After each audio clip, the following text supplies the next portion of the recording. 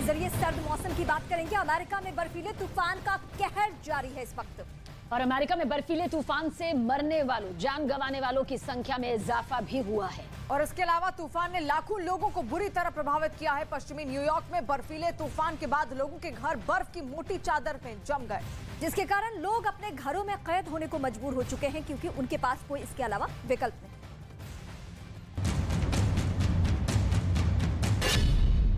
America में बर्फीला attack, बर्फ से ढके घर, गाड़ियां और सड़कें।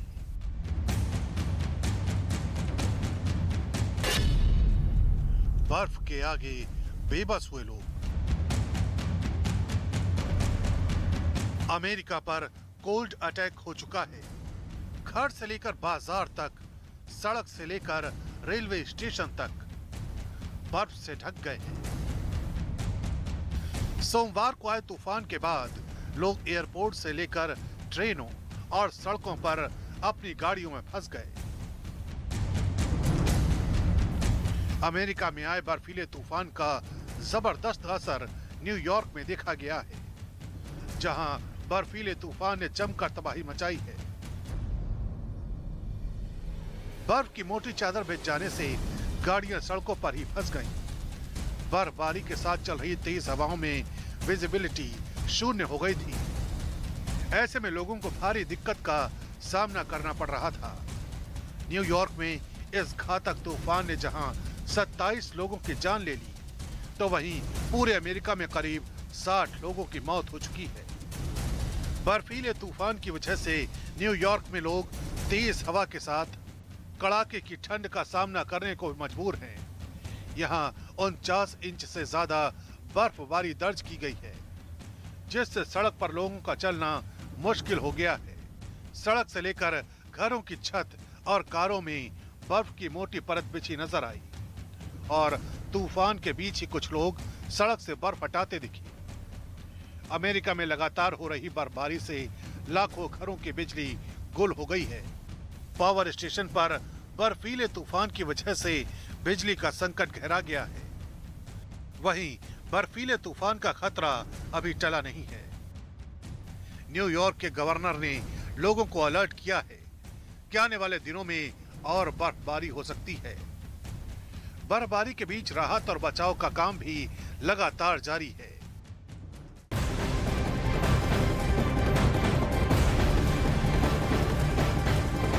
और अब खबर जम्मू कश्मीर से सामने आ रही है। यहाँ पर पहलगाम में बर्फबारी शुरू हो चुकी है, और जिसके साथ तापमान में भी गिरावट दर्ज की गई है, और इसकी वजह से कड़ाके की ठंड में बढ़ोतरी। इस बीच सैलानी यहाँ पर जरूर पहुंच रहे हैं, साथ ही बर्फबारी का लुत्फ भी उठा रहे हैं। सोमवार को पहलगाम में तापमान -3 डिग्री सेल्सियस तक दर्ज किया गया, तो -3 डिग्री तक यहाँ तापमान पहुंच चुका है। तस्वीर भी आप देखिए किस तरीके से मोटी मोटी बर्फ की चादर जमी हुई है, और ऐसे में लोगों के लिए परेशानी जरूर है, लेकिन जो सैलानी वहां पर पहुंच रहे हैं उनके लिए वो पूरी तरीके से इस बर्फबारी का लुत्फ उठाना चाहते हैं।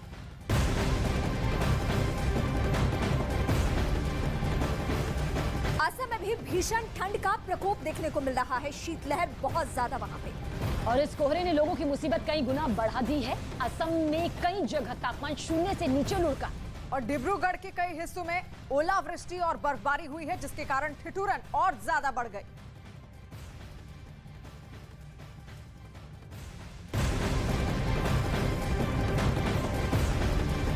वहीं राजस्थान के सीकर की तरफ रुख करेंगे, जहां पर कड़ाके की ठंड पड़ रही है। सीकर के फतेहपुर से ये खबर सामने आई, और आपको बता दें फतेहपुर में तापमान लगातार दूसरे दिन माइनस में रहा, जिसकी वजह से फसलों और घास पर बर्फ की मोटी परत जमी दिखाई दी।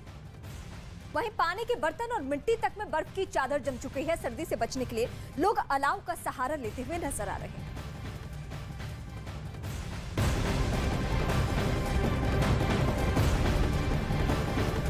और महाजंग लगातार जारी है। 24 घंटे में रूस की तरफ से दूसरी बार युद्ध विराम के संकेत मिले हैं। पहले पुतिन और अब रूस की सेना कैसे आगे आ रही है वो भी हम बताएंगे। मीडिया में दिए इंटरव्यू में विदेश मंत्री सर्गेई लावरोव ने दावा किया है।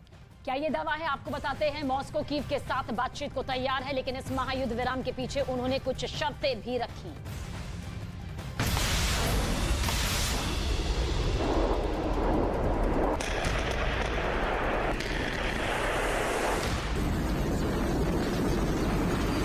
направлении. Мы защищаем свои национальные интересы, интересы наших граждан.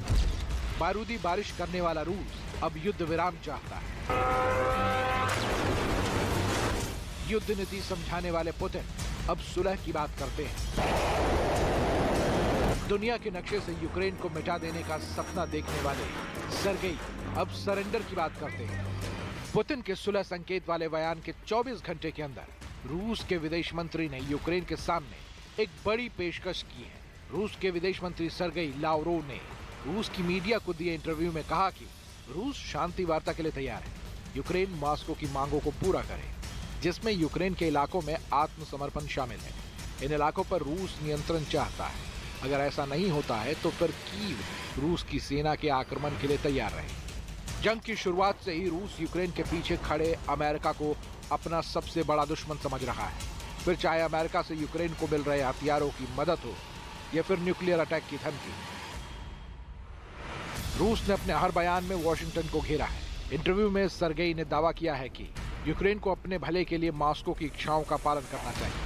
अमेरिका के जाल में कीव को नहीं फंसाना चाहिए। सर्गेई का कहना है कि इस वक्त जंग को राज्य खत्म कर सकते हैं, लेकिन यूक्रेन के पीछे वॉशिंगटन है। रविवार को भी रूस की मीडिया में दिए इंटरव्यू में पुतिन ने दावा किया था कि मॉस्को बातचीत के लिए तैयार है, लेकिन जेलेंस्की आगे नहीं बढ़ रहे हैं। Мы защищаем свои национальные интересы, интересы наших граждан, наших людей, повторю еще раз, и другого выбора, кроме как защита наших граждан, у нас просто нет. Но мы готовы договариваться со всеми участниками этого процесса о приемлемых каких-то развязках. Но это их дело, не мы же отказываемся от переговоров. А если посмотреть тех людей, которые глубоко погружались. रूस एक तरफ युद्ध विराम की बात करता है तो दूसरी तरफ उसकी मिसाइलें तबाही बरसाती हैं। पुतिन क्या चाहते हैं कोई नहीं जानता। फरवरी में जंग की शुरुआत के बाद से यूक्रेन ने रूस की सेनाओं को उत्तर में खदेड़ा। उन्हें राजधानी कीव के बाहरी इलाकों में बड़ी शिकस्त दी और पूर्व और दक्षिण में रूस की सेना को पीछे हटने पर मजबूर कर दिया। लेकिन अब भी रूस का पूर्व और दक्षिण के कुछ इलाकों पर कंट्रोल है।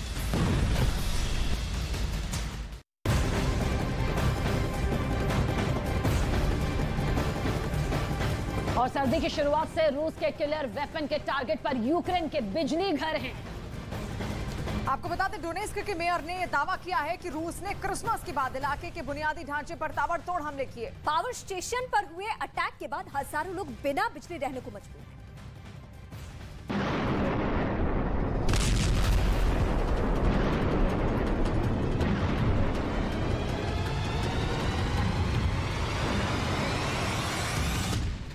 Missile attack, drone attack,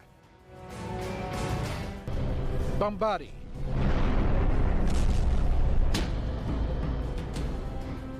tank से हमला।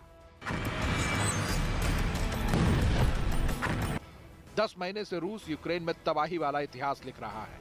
महायुद्ध में नरसंहार की ऐसी तस्वीर शायद अब तक किसी ने ना देखी हो। पुतिन एक तरफ यूक्रेन के साथ समझौते की बात करते हैं तो दूसरी तरफ यूक्रेन के खिलाफ खुद को मजबूत दिखाने के लिए उनकी सेना हमले तेज कर देती है। पुतिन युद्ध विराम की बात करते हैं तो दूसरी तरफ उनकी सेना यूक्रेन में ड्रोन अटैक कर देती है। आखिर पुतिन चाहते क्या है? पुतिन के समझौते वाले बयान की अगली सुबह यूक्रेन पर रूस के अटैक न कम हुए न रुके। डोनेस्क इलाके के मेयर ने दावा किया है दुश्मन देश यूक्रेन को तबाह करने के इरादे से लगातार हमले कर रहा है। यूक्रेन के -डिग्री वाले टेम्परेचर को रूस की सेना अपना हथियार बना रही है। सर्दी की शुरुआत से रूस की हर मिसाइल का टारगेट यूक्रेन का बिजली घर रहा। किलर मिसाइल ने यूक्रेन के बिजली घर पर कहर ढाया और बिजली घरों के नष्ट होने से पूरे यूक्रेन में बिजली संकट गहरा गया है। Де відзначають Різдво за григоріанським календарем. Я ще раз вітаю усіх, хто святкує саме зараз цими днями. І хочу, щоб ми з вами зараз ще раз подякували разом, причому подякували усім тим, хто і цими днями, і в будь-який інший час робить все, аби ми з вами могли жити своїм життям. यूक्रेन को मिल रही मदद से उसे संवारने का दावा किया जा रहा है, लेकिन एक अनुमान के मुताबिक यूक्रेन को दोबारा संवारने में करीब 20 साल का वक्त लग सकता है। यूक्रेन के राष्ट्रपति जेलेंस्की ने दावा किया है यूक्रेन के करीब 90 लाख लोग बिना बिजली के रहने को मजबूर हैं। डोनेट्स्क के 1 लाख से ज्यादा लोगों के सामने बिजली संकट है। बखमुत में 20,000 लोगों को बिजली नहीं मिल रही। ओडेसा इलाके में 15 लाख लोग बिना बिजली के रह रहे हैं। कीव में 30 लाख लोग के सामने बिजली संकट है। सर्दी का सितम, बर्फबारी और रूस के हमले, यूक्रेन हर परेशानी से घिरा हुआ है।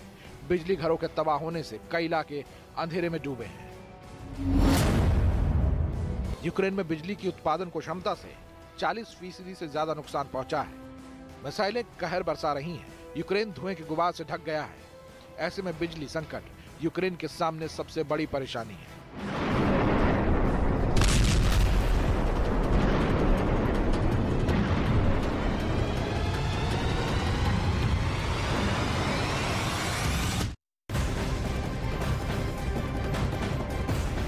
यूक्रेन ने रूस के ठिकानों पर ड्रोन अटैक के हमले का दावा किया है और बताया ये गया है कि यूक्रेन की सेना ने सटीक टारगेट को हिट किया, जिससे रूस के ठिकाने तबाह हुए। जिसके बाद इस हमले का वीडियो भी जारी किया गया। लगातार कई ड्रोन अटैक यहां पर रूस की ओर से किए जा रहे हैं और रूस के ठिकानों पर ये ड्रोन अटैक दरअसल हुए हैं। यूक्रेन ने इसका वीडियो जारी किया है। अपना शक्ति प्रदर्शन उसकी ओर से किया गया। 24 फरवरी 2022 यानी वो तारीख जब रूस ने यूक्रेन पर हमले की शुरुआत कर दी थी। 2022 से खत्म होने को आया है, लेकिन रूस और यूक्रेन के बीच जारी महाजंग की रफ्तार थमने का नाम नहीं ले रही। और इस बीच पुतिन के नए वॉर प्लान के डिकोड होने के बाद अब डिफेंस एक्सपर्ट्स का यह कहना है कि नए साल यानी कि 2023 में भी यूक्रेन की तस्वीर बदलने वाली नहीं है, बल्कि नए साल में पुतिन जंग तेज कर देने वाले हैं।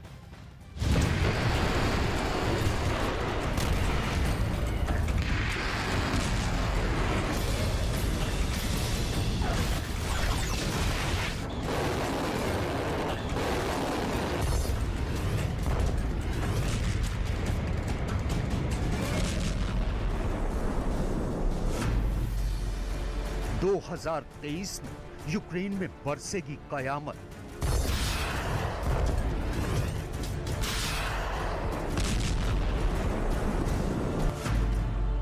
रूस ने तैनात किए नए लॉन्ग रेंज मिसाइल सिस्टम।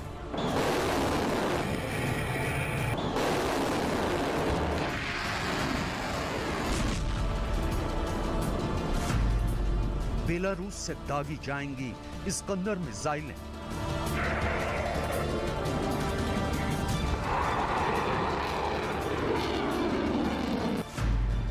दो 2023 पुतिन की नई युद्ध नीति।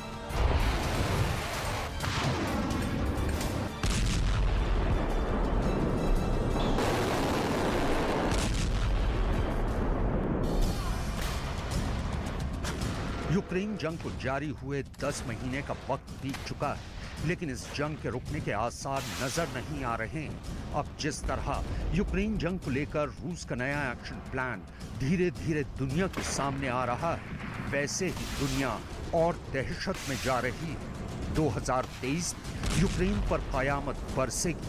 2023 यूक्रेन पर कहर टूटेगा। 2023 में यूक्रेन में तबाही की नई इबारत लिखी जाएगी।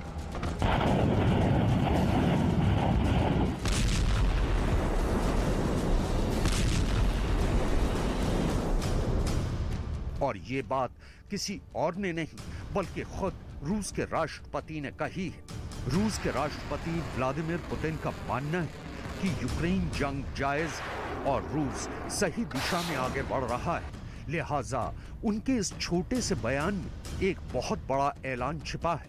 आखिर वो ऐलान क्या है, आप खुद ही सुन लीजिए। Правильном направлении мы защищаем свои национальные интересы, интересы наших граждан, наших людей, повторю еще раз, и другого выбора, кроме как защита наших граждан, у нас просто нет. Но мы готовы договариваться со всеми участниками этого процесса о приемлемых каких-то развязках. Но это их дело. Не мы же отказываемся от переговоров, а они. रूस के राष्ट्रपति पुतिन के इस बयान का सीधा सा मतलब निकलता है कि रूस यूक्रेन पर हमले करना बंद नहीं करेगा। इंटरनेशनल मीडिया में छपी एक रिपोर्ट के मुताबिक राष्ट्रपति पुतिन के एक फरमान के बाद रूस की सेना दिन रात अपने नए एंटी एयरक्राफ्ट सिस्टम को वॉर फ्रंट की नई पोजीशन पर तैनात करने में जुटी हुई है। इस रिपोर्ट में यह भी दावा किया गया है कि रूस अब वॉर फ्रंट की अलग अलग लोकेशन पर अपने long range surface to air यानी जमीन से हवा में मार करने वाले S-300 एयर डिफेंस सिस्टम को तैनात कर रहा है। रूस का कहना है कि वो यूक्रेन के हवाई हमलों से बचने के लिए जंग में अपना S-300 सिस्टम तैनात कर रहा है, लेकिन यूक्रेन रूस पर यह आरोप लगा चुका है कि रूस की सेना उसके कई शहरों पर S-300 एयर डिफेंस सिस्टम में इस्तेमाल की जाने वाली मिसाइलों से हमले कर चुका है। तो राष्ट्रपति पुतिन को अपने S-300 वेपन सिस्टम पर इतना नाज है कि वो खुलेआम S-300 और अमेरिका के पेट्रियट वेपन सिस्टम की तुलना कर रहे हैं। और ये बयान वो दे चुके हैं कि पेट्रियट पुराना हो चुका है और वो S-300 की तरह काम नहीं कर सकता।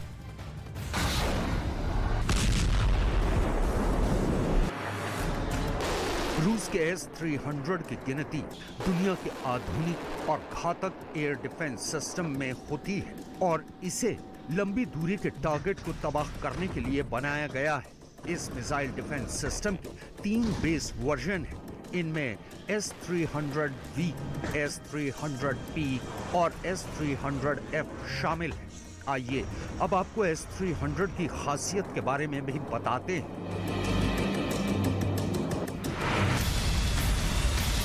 S-300 air defence system ballistic मिसाइलों को हवा में ढेर कर सकता है। इतना ही नहीं, हवा में उड़ रहे लड़ाकू विमानों को यह पलक झपकते तबाह करने की ताकत रखता है। इसका रेडार सिस्टम इतना आधुनिक है कि वो एक समय में कई टारगेट को ट्रैक कर सकता है। यही नहीं, इसके जरिए दुश्मन पर एक साथ कई मिसाइलें भी दागी जा सकती हैं। S-300 BM सिस्टम S-300 का ही अपग्रेडेड वर्जन है। इसमें 6 मिसाइलें एक साथ दागी जा सकती हैं। इसकी रेंज 200 से लेकर 400 किलोमीटर तक है। ये 24 एयरक्राफ्ट या 16 बैलिस्टिक मिसाइलों के हमलों को रोकने में सक्षम है। इसकी मिसाइल 7 से 9 मैक की रफ्तार से उड़ सकती है। S-300 BM में पहले के मुकाबले नया और बेहतर सर्विलांस रेडार भी लगा है।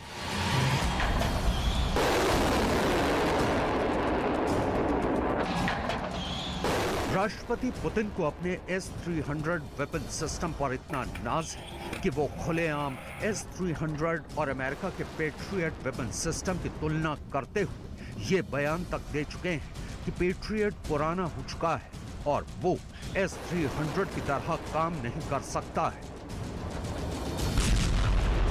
Я думаю, что я подпишу где-нибудь в понедельник, вторник.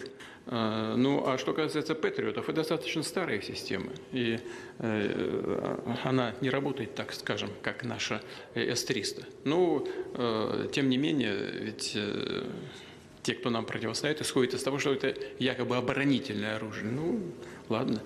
Мы просто будем иметь это в виду. И противоядие всегда найдется. Так что те, кто это делают это зря. यूक्रेन के राष्ट्रपति व्लादिमीर ज़ेलेंस्की के लिए एक और बुरी खबर भी सामने आई है और वो खबर उनके पड़ोसी मुल्क बेलारूस से बाहर आई है। बेलारूस का कहना है कि रूस ने उसे जो S-400 air defence missile system और इस्कंदर मिसाइलें दी थी, उन्हें ऑपरेट करने के लिए बेलारूस की सेना तैयार है और S-400 और इस्कंदर मिसाइलों को कॉम्बैट ड्यूटी के तहत तैनात भी कर दिया गया है। बेलारूस के इस बयान का भी सीधा सा मतलब है कि अब बेलारूस भी यूक्रेन जंग में कूद सकता है। आपको ये बता दें कि S-400 air defence system S-300 का अपग्रेडेड वर्जन है। S-400 सतह से हवा में मार करने वाला दुनिया का सबसे सक्षम मिसाइल सिस्टम माना जाता है। S-400 लगभग 10,000 फीट यानी 30 किलोमीटर की ऊंचाई तक निशाना साध सकता है। इसकी तैनाती में केवल 5 से 10 मिनट का समय लगता है। S-400 में 12 लॉन्चर होते हैं। ये डिफेंस सिस्टम एक साथ 36 मिसाइलों को मार गिराने में सक्षम है। S-400 से एक साथ 3 मिसाइलें दागी जा सकती हैं। ये सिस्टम 400 किलोमीटर की रेंज में आने वाली मिसाइलों और 5वीं पीढ़ी के लड़ाकू विमानों को नष्ट कर सकता है।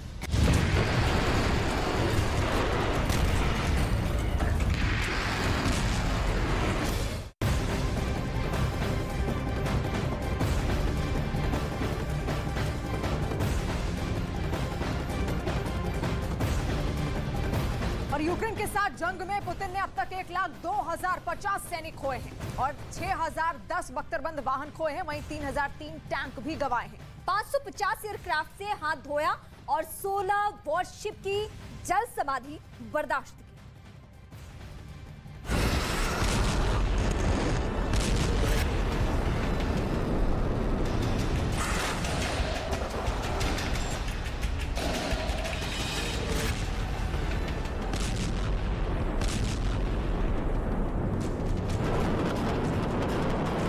साल 2022 खत्म होने को आया, लेकिन यूक्रेन पर पुतिन का यलगार जारी है। यूक्रेन और रूस के लिए साल 2022 वो साल है जो दोनों देश सदियों तक नहीं भूलेंगे।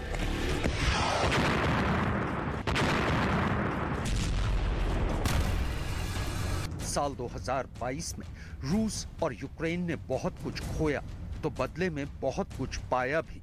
यूक्रेन ने अपने देश की शांति खोई, खुशहाली खोई, अपने लोग खोए, लेकिन बदले में पाया दुनिया की सुपर पावर कंट्री अमेरिका का साथ, नेटो की हमदर्दी और बेशुमार विदेशी हथियारों की ताकत।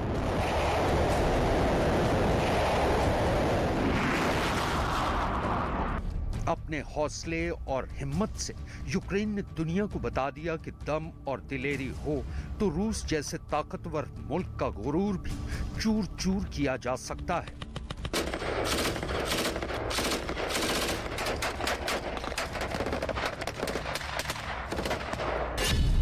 संयुक्त राष्ट्र मानवाधिकार एजेंसी के मुताबिक यूक्रेन पर रूसी हमलों में अब तक 6,800 से ज्यादा आम नागरिकों ने अपनी जान गंवाई है, जबकि 10,769 लोग घायल हुए हैं। वहीं 2022 में रूस पर एक हमलावर देश का दाग लगा। पुतिन पर बेगुनाहों के कत्ल का इल्जाम लगा। रूस ने यूक्रेन फतह करने के लिए पानी की तरह पैसा बहाया और उसी तरह बहाया अपने हजारों सैनिकों का खून, जिनकी कुर्बानी की कीमत पर रूस ने हथियाई यूक्रेन के 4 राज्यों की जमीन।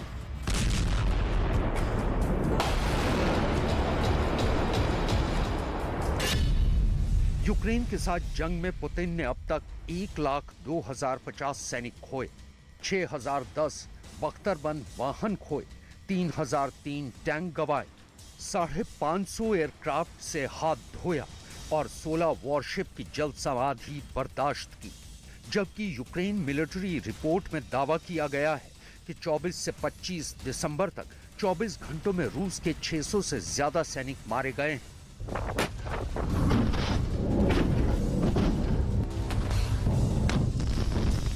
जंग में इतना कुछ खोने की कीमत पर अगर पुतिन कीव तक पहुंचने में नाकाम रहे तो अगले साल पुतिन अपनी सबसे कीमती चीज खो सकते हैं।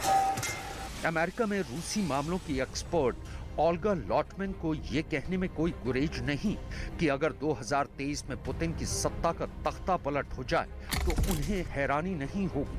उन्होंने कहा कि अगर 2023 में पुतिन की सरकार गिर जाती है तो मुझे आश्चर्य नहीं होगा। पुतिन शासन का तख्ता पलट आम जनता के आंदोलन से नहीं, बल्कि सत्ता में बैठे उनके उत्तराधिकारियों की साजिश की वजह से हो सकता है।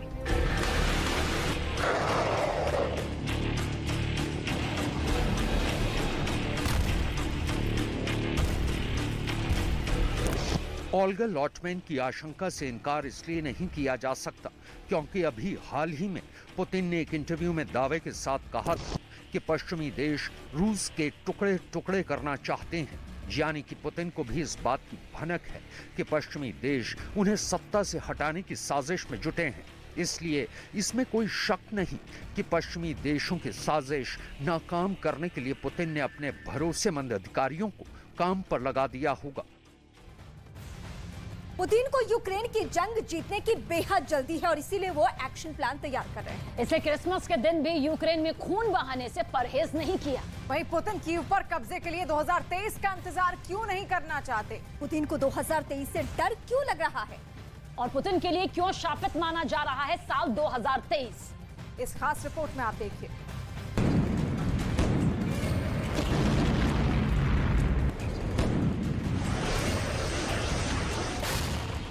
पुतिन को अच्छी तरह समझने वाली ओल्गा मानती हैं कि कभी हार न मानने वाले पुतिन पश्चिमी देशों पर पलटवार की कोशिश जरूर करेंगे।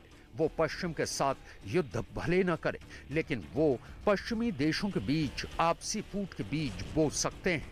ओल्गा के मुताबिक पुतिन अमेरिका और यूरोप के संबंधों में दरार डाल सकते हैं। वो ब्रिटेन और यूरोपीय संघ के बीच नया टकराव पैदा कर सकते हैं। यूक्रेन की जंग को लेकर ओल्गा का साफ कहना है कि जब तक पुतिन पावर में है, तब तक यूक्रेन में शांति की संभावना दूर दूर तक नहीं है।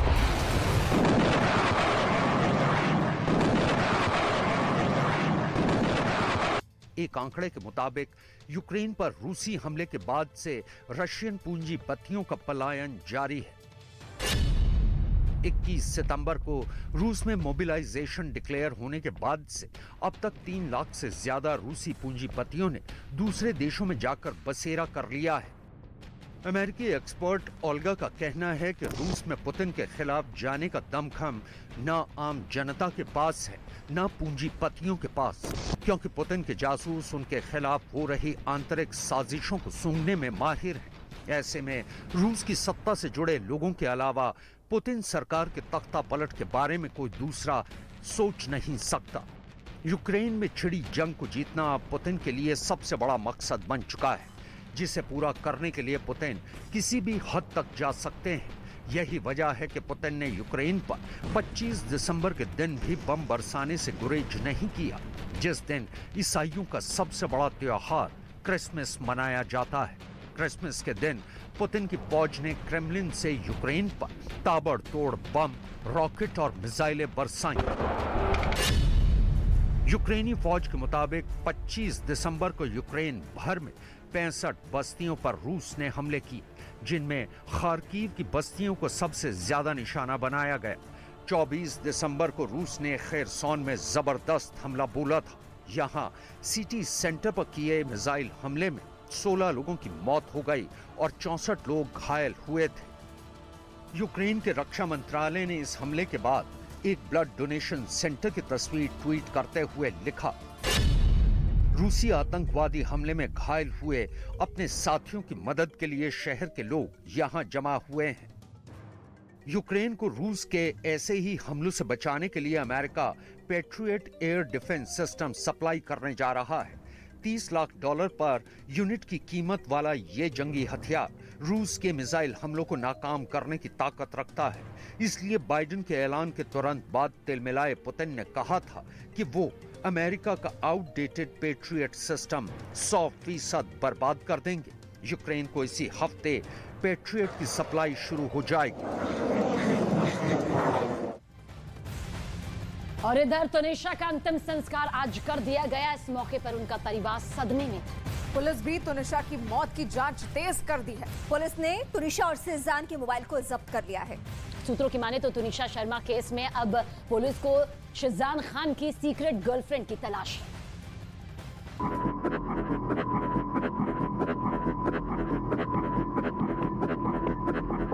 तुनिशा सुसाइड केस में सीक्रेट गर्लफ्रेंड शीजान की सीक्रेट गर्लफ्रेंड कौन? मोबाइल से खुलेगा सीक्रेट गर्लफ्रेंड का राज। वसई पुलिस की जांच जैसे जैसे आगे बढ़ रही है, शीजान पर शिकंजा वैसे वैसे कसता जा रहा है। पुलिस ने तुनिशा और शीजान का मोबाइल फोन जब्त कर लिया है और उसका डेटा रिकवर किया जा रहा है। तुनिशा का मोबाइल स्विच ऑफ है, उसमें पासवर्ड भी है, इसलिए डेटा रिट्रीव करने में मुश्किल हो रही है और इसके लिए साइबर एक्सपर्ट की मदद ली जा रही है। वहीं शीजान के मोबाइल फोन का डेटा रिकवर किया जा रहा है।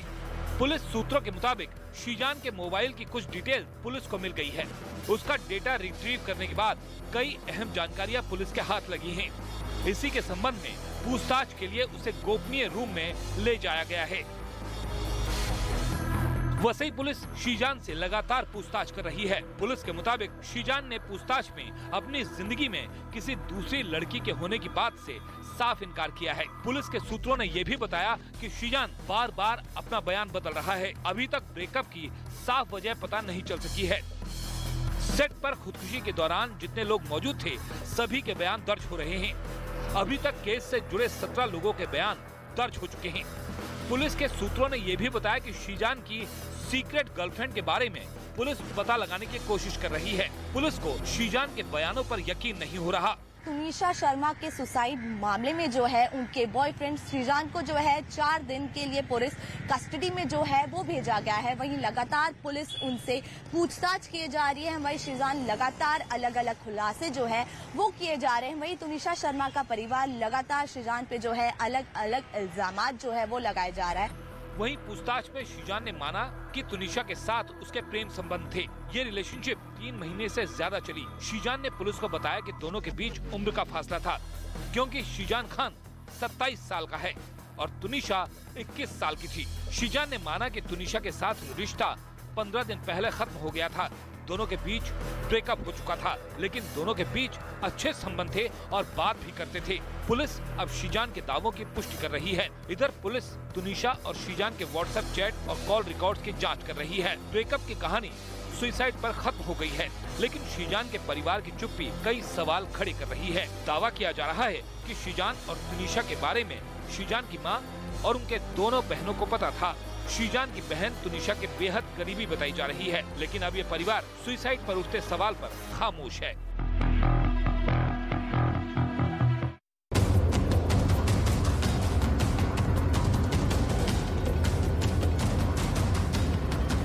कोविड आने वाले दिनों में देश में न फैले, उसके लिए तैयारी की जा रही है।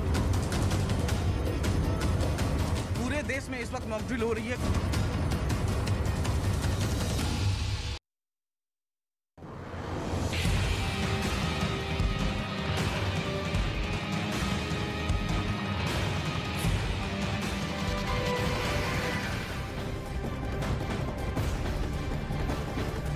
कोरोना के खिलाफ महायुद्ध फिर छिड़ चुका है और आपको बता दें, कोरोना से संबंधित स्वास्थ्य सुविधाओं की तैयारियों को परखने के लिए आज देश भर के अस्पतालों में मॉक ड्रिल की जा रही है। केंद्रीय स्वास्थ्य मंत्री मनसुख मांडविया ने दिल्ली के सफदरजंग अस्पताल का दौरा किया। मांडविया ने कहा कि पूरे देश में मॉक ड्रिल हो रही है और कोरोना से निपटने की तैयारियां पूरी की जा रही हैं। मांडविया ने कहा कि पीएम मोदी ने कोरोना से निपटने पर निर्देश दिए हैं और इसके साथ ही केंद्र सरकार ने सभी राज्यों से भी मॉक ड्रिल करने को कहा है कि कोरोना से लड़ने के लिए हम कितने तैयार हैं।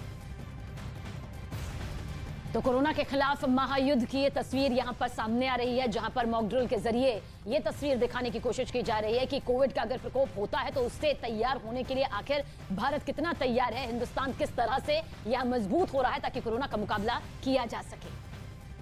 तो देश भर में मॉक ड्रिल की जा रही है और आप देख रहे हैं ये 8 तस्वीरें दिल्ली, लखनऊ, जम्मू, हैदराबाद, चेन्नई, वाराणसी, गुवाहाटी और कोलकाता की ये तस्वीरें हैं। यहाँ पर अलग अलग अस्पतालों में कोरोना से निपटने की तैयारियों का जायजा लिया गया। केंद्रीय स्वास्थ्य मंत्री खुद दिल्ली के सफदरजंग अस्पताल पहुंचे और ऑक्सीजन सप्लाई और दूसरी तैयारियों का जायजा लिया। तो लखनऊ में यूपी के स्वास्थ्य मंत्री ब्रजेश पाठक ने बलरामपुर अस्पताल में कोरोना से निपटने की तैयारियां देखी और वहां भी ऑक्सीजन की कमी नहीं है, ये परखा।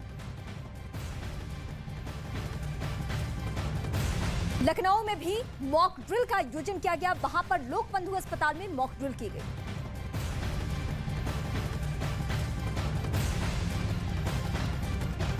अभी ये क्या हो रहा है, देखिए ये जब भी हमारे पास अभी तो डमी मरीज है और ये बाईपाइप पे हम लोग इसको ले रहे हैं। बाईपाइप एक इंस्ट्रूमेंट होता है जिससे हम ऑक्सीजन अंदर देते हैं, फेफड़े में डायरेक्ट ऑक्सीजन देते हैं ऐसे मरीजों में जिसमें ऑक्सीजन का सैचुरेशन बहुत कम हो जाता है, जान लेने तस्वीरें दिखाते रहिए यहाँ मरीज की पूरी तस्वीरें। हाँ। और ये हमारे पाइप जैसे आपको बताया कि ये ब्लड प्रेशर मॉनिटर में ब्लड प्रेशर, ऑक्सीजन सैचुरेशन अब इसका सही हो गया है और ये वेंटिलेटर पे चीज़ें आ जाती हैं मरीज। तो इसको हम लोग इसी तरीके से एक्चुअल टाइम में भी हम लोग रखते थे मरीजों को, हमारे डॉक्टर इसी तरीके से पीपीई पहन के और सारे स्टाफ पीपीई पहन के बाद वेंटिलेटर के बाद भी कुछ कोई और ये लगातार ये लगा रहेगा कि जब तक इसका सिचुएशन मेंटेन रहेगा। और ये जो सिस्टम है लगातार जो आवाज़ कर रही है ये सर जो है जब इस बाईपाइप लगाने के बाद भी पेशेंट मेंटेन नहीं कर पाता ऑक्सीजन लेवल और इसको एयर हंगर होती है तो हम इसको शिफ्ट करते हैं वेंटिलेटर पे, जो कि जरा निजाम इधर आके यहाँ की तस्वीरें दिखाइए। यहाँ पर पूरे सिस्टम की तस्वीरें यहाँ पर दिखाइए कि किस तरीके से डॉक्टर लगातार मेहनत करते हैं कोरोना मरीज। इस पेशेंट को जब ये बाईपाइप से में मेंटेन नहीं हो पाता तो हम पेशेंट को इन्वेजिव वेंटिलेशन देते हैं, मतलब कि हम इसके अंदर फेफड़े के अंदर ट्यूब डालते हैं तो उसके लिए हम सब ट्यूब डालने के लिए अब ट्यूब डाला जा रहा है। ट्यूब डालने की जरा प्रोसेस यहाँ पर दिखा देते हैं कि किस तरीके से ट्यूब, हम लाइव यहाँ तस्वीरें आपको दिखा रहे हैं कि किस तरीके से यहाँ पर एक मरीज को, कोरोना मरीज को, जब वो उसकी कंडीशन सीरियस से सीरियस होती जाती है तो किस तरीके से यहाँ पर जो डॉक्टर्स हैं वो कोरोना मरीज को, अब यहाँ पर एक और यहाँ पर सिस्टम हो रहा है। हाँ सर, मैं एनेस्थेटिस्ट हूँ और ये जो है ट्यूब देना, इसको मैं सर खोल के उसमें ये ट्यूब डाल देता हूँ। ये चूँकि ये पेशेंट डमी मरीज है सर, तो मैं इसके ट्यूब अंदर करने के बाद ये सीधे मशीन जो है